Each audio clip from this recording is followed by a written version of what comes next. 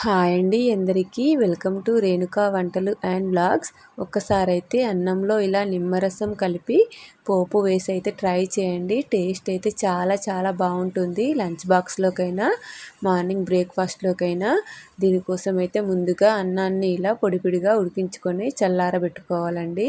తర్వాత ఇందులోకి కొంచెం కారం అయితే వేసుకోవాలండి. బాగా వేసుకోకూడదు, లైట్గా వేసుకోవాలి. ఇలా కారం వేసుకున్న తర్వాత ఇందులోకి రుచికి సరిపడా ఉప్పును కూడా వేసుకోవాలి.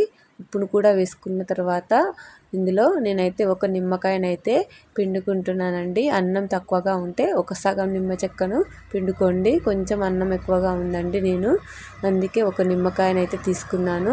ఇలా నిమ్మకాయ రసం తీసుకున్న తర్వాత అన్నానికి మొత్తం కారం ఇంకా ఉప్పు నిమ్మరసం మంచిగా కలిసే విధంగా ఇలా అయితే కలిపేసుకోవాలండి.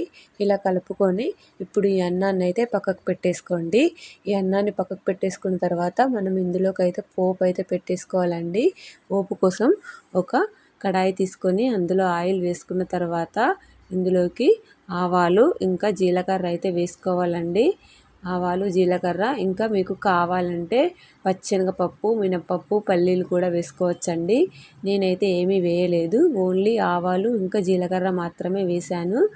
పప్పులు వేస్తే మా పిల్లలు తినారని నేనైతే వేయలేదు, మీకు కావాలంటే వేసుకోవచ్చు. తర్వాత ఆనియన్స్ కూడా వేయాలి. తర్వాత 4-5 పచ్చిమిరపకాయలు ఇలా కట్ చేసుకొని వేసుకున్న తర్వాత వీటిని అన్నిటిని అయితే మంచిగా ఫ్రై కానివ్వాలండి. ఉల్లిపాయలు పచ్చిమిరపకాయలు ఇలా వేసుకొని మంచిగా ఫ్రై చేసుకోవాలి. ఇవి కూడా ఫ్రై అయిన తర్వాత ఇప్పుడు ఇందులోకి అయితే కొంచెం కరివేపాకు అయితే యాడ్ చేసుకోవాలి. కరివేపాకు కూడా యాడ్ చేసుకున్న తర్వాత దీన్ని కూడా మంచిగా ఫ్రై కానిచ్చిన తర్వాత ఇందులోకి అయితే పసుపు అయితే యాడ్ చేసుకోవాలి. పసుపు కూడా యాడ్ చేసుకున్న తర్వాత దీన్ని కూడా మంచిగా పోపు అంతా పట్టే విధంగా కలిపేసుకోవాలండి. చాలా సింపుల్ అండి, చాలా బాగుంటుంది. ట్రై చేయండి, తప్పకుండా మీకు నచ్చుతుంది. అలాగే రెసిపీ ఎలా వచ్చిందో తప్పకుండా కామెంట్ చేయండి. ఇలా పసుపు వేసుకొని ఫ్రై చేసుకున్న తర్వాత పచ్చివాసన పోయిన తర్వాత మనం ముందుగా ప్రిపేర్ చేసుకున్న అన్నాన్ని అయితే ఇందులో వేసేసుకోవాలి. అన్నం వేసుకొని మంచిగా పోపు అంతా రైస్కి పట్టే విధంగా ఇలా కలిపేసుకోవాలండి. చాలా చాలా బాగుంటుంది.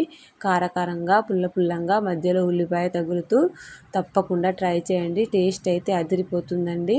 తర్వాత చివరగా ఇందులోకి అయితే కొంచెం కొత్తిమీరనైతే కట్ చేసుకొని వేసుకోవాలండి. అంతే అండి, ఎంతో సింపుల్ రైస్ అయితే రెడీ అయిపోతుంది. లంచ్ బాక్స్లోకైనా బ్రేక్ఫాస్ట్లోకైనా చాలా చాలా బాగుంటుంది.